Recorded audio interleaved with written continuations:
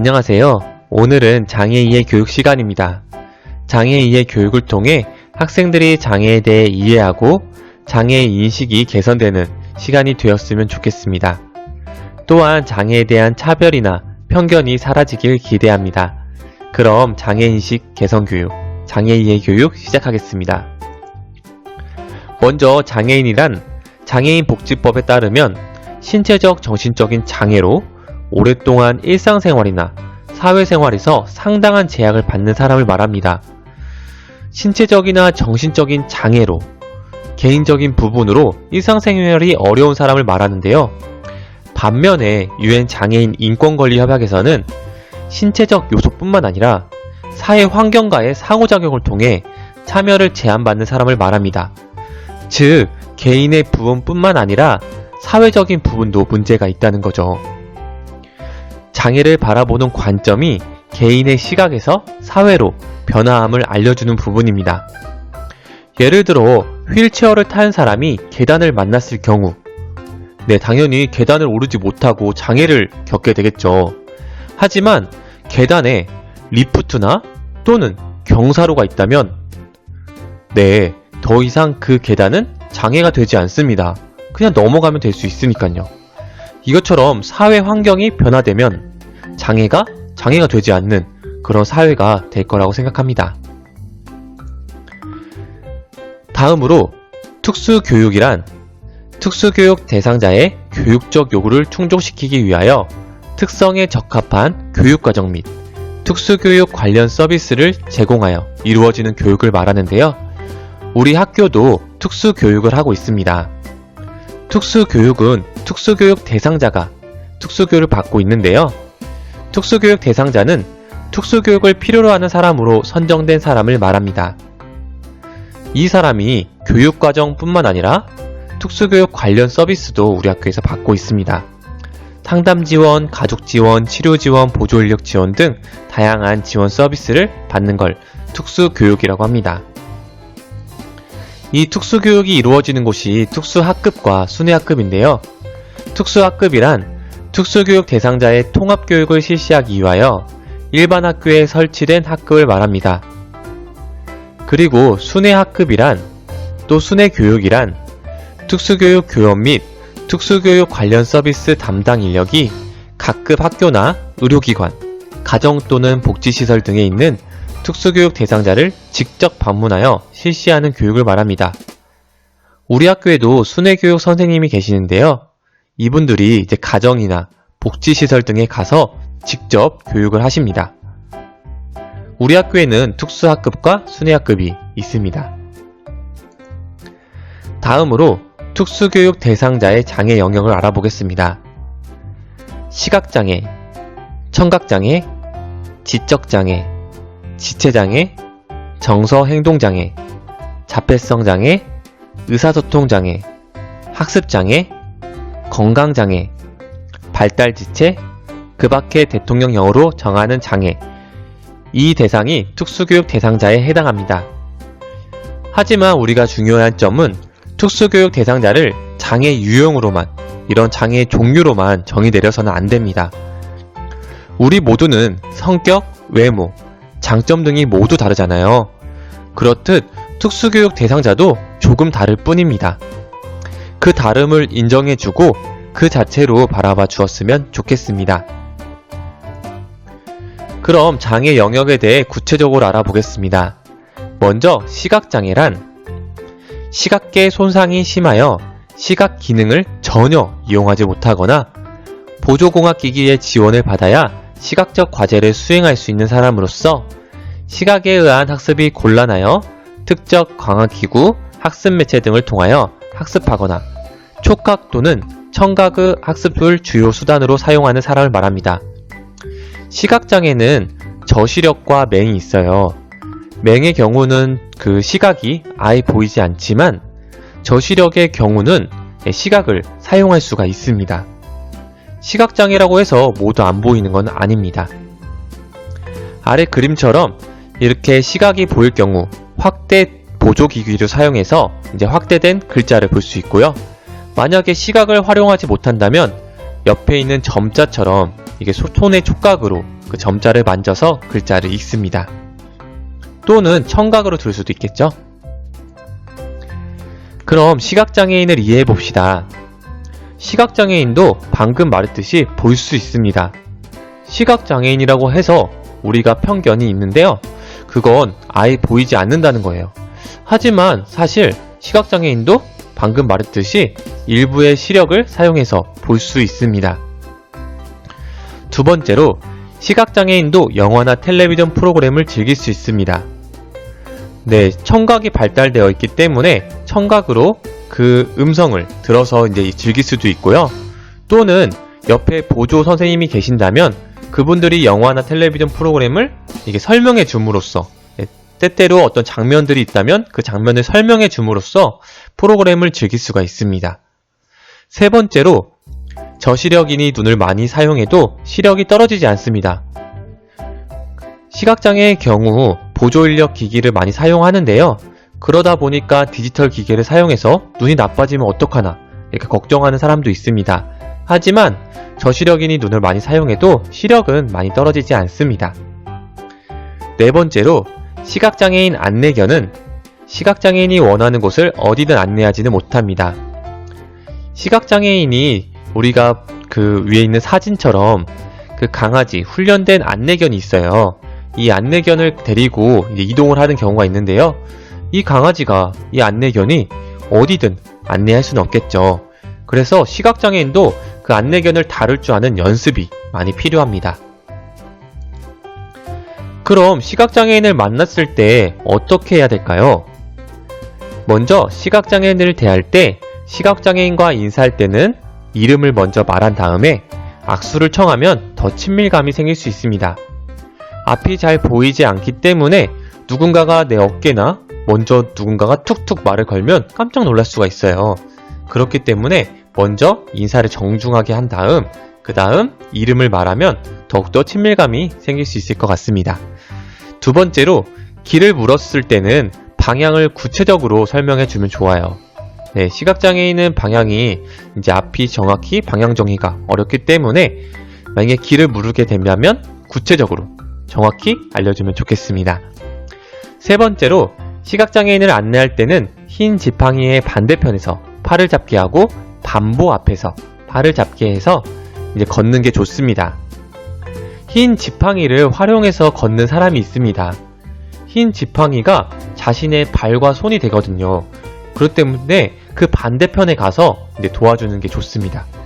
그리고 반보 앞에서 팔을 잡게 하고 걷는 것이 좋습니다.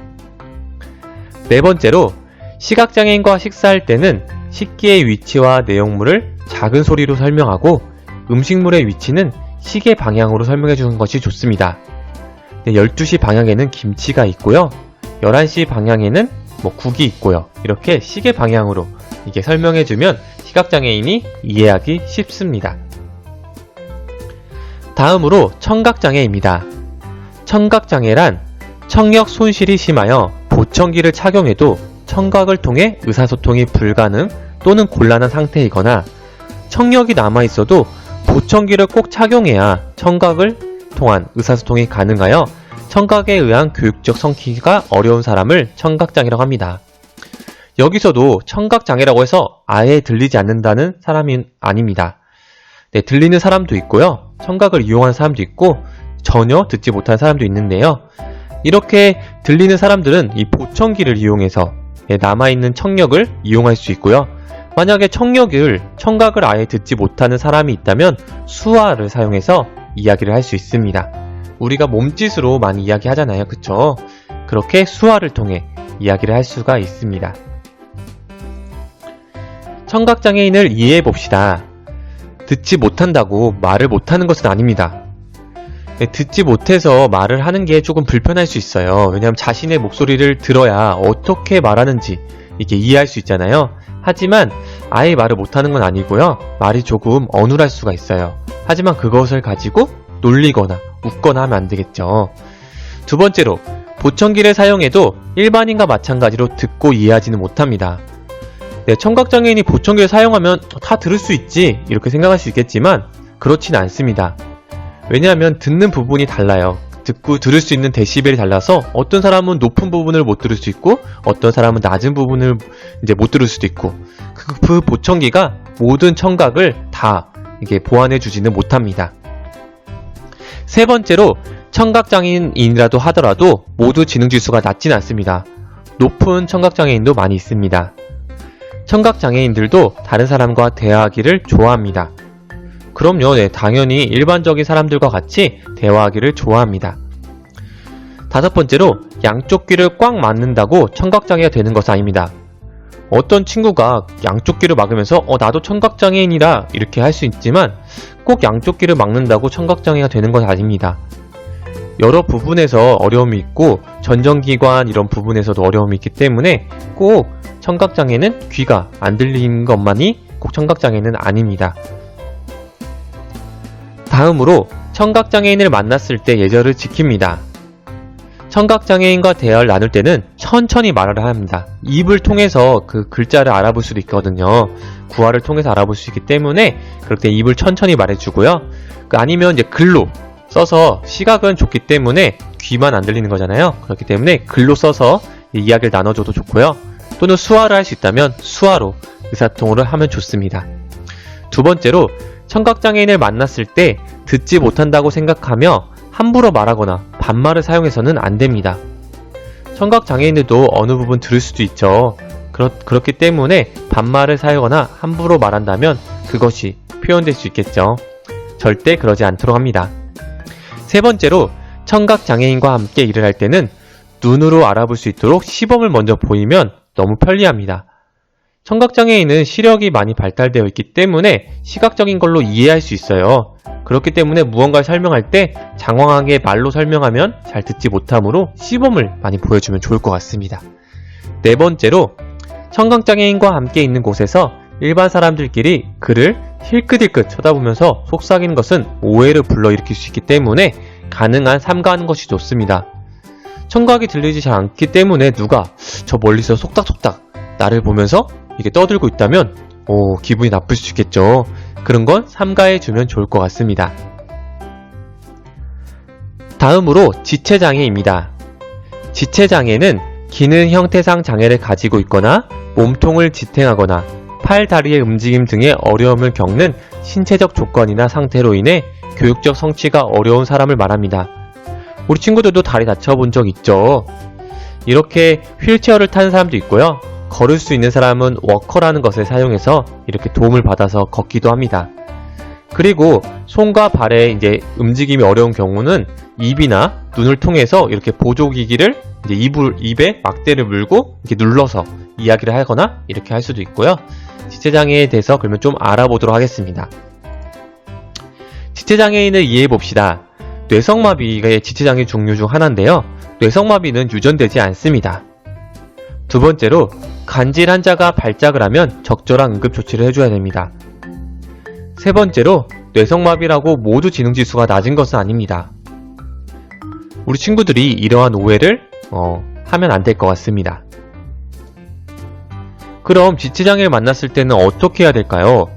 길거리에서 휠체어나 목발을 이용자를 만난다면 먼저 지나갈 수 있게 우리가 옆으로 비켜줘야 합니다. 두 번째로 휠체어나 목발을 이용하는 장애인은 비가 올 때 우산 사용하기 어렵겠죠. 그럴 때 옆 사람이 자연스럽게 우산을 받쳐주는 것도 더불어 살아가는 모습일 겁니다. 세 번째로 언어장애가 있는 뇌성마비인은 말을 하는 모습이 다소 답답하게 느껴질지라도 끝까지 상대방의 관심을 보여주면서 들어주도록 합니다. 이렇게 들어주면 뇌성마비인 언어장애가 있는 사람들이 더 자신있게 이야기를 할 수가 있겠죠. 다음으로 지적장애란 지적 기능과 적응 행동상의 어려움이 함께 존재하여 교육적 성취에 어려움이 있는 사람을 말합니다. 지적장애인을 이해해봅시다. 지능지수가 그 사람의 모든 능력을 의미하지 않습니다. 지적장애인은 지능지수가 좀 낮을 경우가 있거든요. 그렇다고 그 사람의 그 모든 능력을 IQ로 우리가 판단해서는 안 됩니다. 각자마다 그 능력들, 잘하는 장점들이 다 다르죠. 지적장애인도 같습니다. 두 번째로 지적장애인도 적절한 교육을 받으면 완화될 수 있습니다. 특수교육을 받으면서 지적장애인도 점점 나아지고 있습니다. 그 속도가 조금 느릴 뿐이지 결국 도착점은 같습니다. 지적장애 아동들도 일반 아동들과 함께 교육하는 것이 바람직합니다.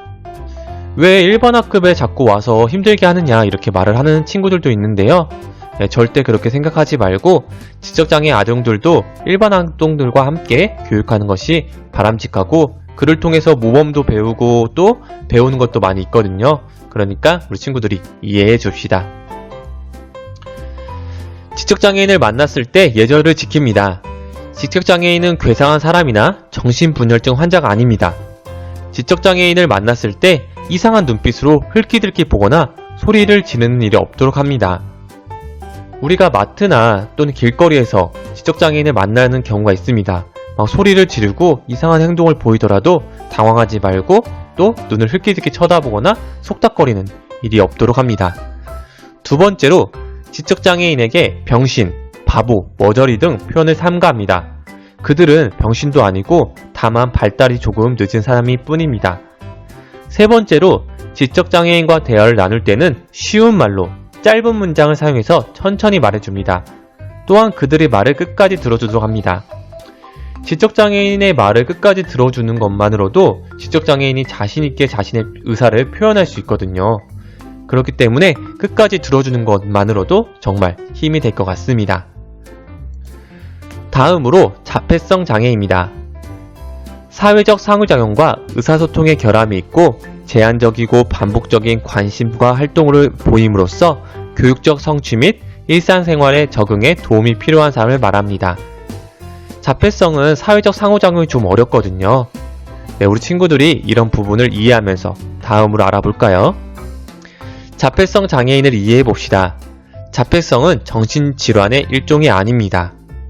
두 번째로 자폐 아동 중 기계적인 암기력이 뛰어난 아동들도 있습니다. 암기가 높은 아동들도 있죠. 서번트 증후군도 있고요. 또 다양한 증후군으로 암기가 뛰어난 아동들도 많이 있습니다. 세 번째로 자폐증은 유전이 아닙니다. 이 부분을 이해해 봅시다. 그럼 장애인에 대한 공통적인 에티켓을 알아볼게요. 만약에 잘 모르는 장애인을 보았을 때 주춤하거나 유심히 보지 않습니다. 길거리에서 장애인을 보더라도 너무 유심히 왜 저렇게 절뚝절뚝거리지? 이상한 행동을 보이지? 이렇게 유심히 보지 않습니다. 또한 과잉 보호나 과잉 염려, 그리고 과잉 친절은 금물입니다. 두 번째로 장애인에 대해서 앞질러 생각하지 않습니다. 당신은 그의 능력과 관심에 대해 얼마나 잘못 판단하고 있는지를 놀라게 될 것입니다. 왜냐하면 장애인도 장애인이라고 해서 다 못하는 것이 아니라고 했잖아요. 당연히 잘하는 것이 많이 있습니다. 그렇기 때문에 앞질러서 이 사람은 못할 거야 이렇게 판단하지 않았으면 좋겠습니다. 세 번째로 동정이나 자선을 베풀지 않습니다. 장애인도 대등한 인간으로 대우받기를 원하고 있습니다. 그래서 자신을 나타낼 수 있는 기회를 많이 갖고 싶어 하기 때문에 미리 못한다고 도와주거나 또는 동정을 베풀어서 불쌍하게 이렇게 해준다면 그 장애인은 기회가 박탈되겠죠. 그러니까 조금 지켜봐 주는 것도 좋을 것 같습니다. 자, 그럼 이렇게 오늘 장애 이해 교육을 했는데요. 함께 읽어보면서 마치도록 하겠습니다. 세상은 다양한 사람들이 함께 살아가는 곳입니다. 사람들은 저마다 생긴 모습이 다르고 가진 능력이 다르며 생각도 다르고요. 추구하는 가치도 다릅니다. 이 세상에 나와 똑같은 사람은 한 사람도 없습니다.